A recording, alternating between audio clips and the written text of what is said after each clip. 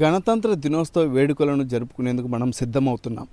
అయితే ఈ సందర్భంలోనే నాటి స్వాతంత్ర ఫలాలను మనకు అందించేందుకు ఎందరో మహనీయులు విశేష కృషి చేశారు.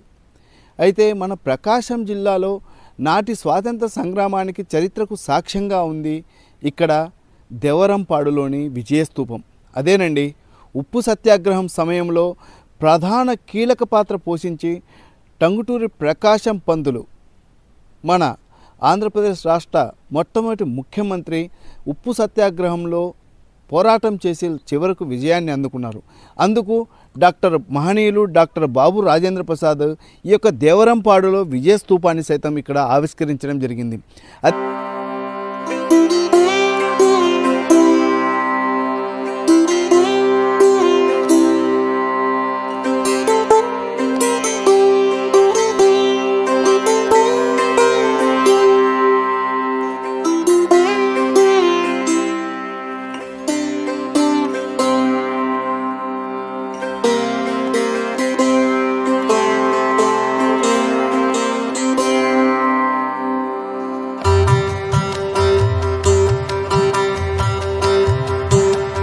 అదే విజయస్తూపాన్ని ప్రస్తుతం మీరు విజువల్స్లో కూడా చూడవచ్చు.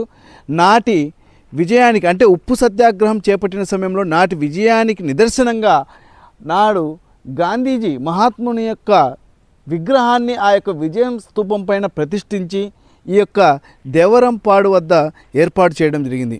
అంతేకాదు అదేవిధంగా ఇక్కడికి ఈ యొక్క ఉప్పు సత్యాగ్రహం ఉధృతంగా సాగుతున్న సమయంలో ఇక్కడ ప్రకాశం పంతులు ఎక్కడైతే శిబిరం తీసుకున్నారో ఆ శిబిరం ఎక్కడైతే విశ్రాంతి తీసుకున్నారో ఆ యొక్క శిబిరాన్ని కూడా మీరు యొక్క విజువల్స్లో చూడవచ్చు.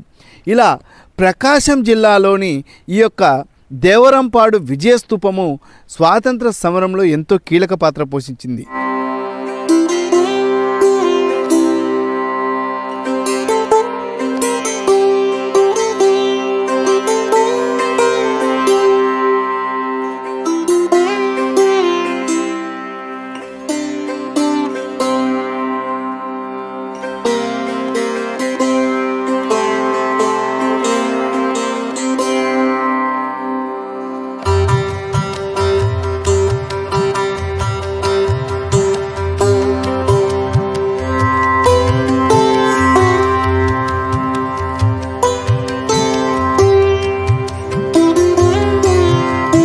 నా పేరు బొద్దులూరు గంగయ్య అండి.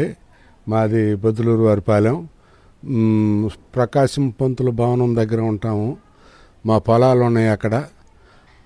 ప్రతి సంవత్సరం జనవరి 26 ఇక్కడ కలెక్టర్ గారు వచ్చి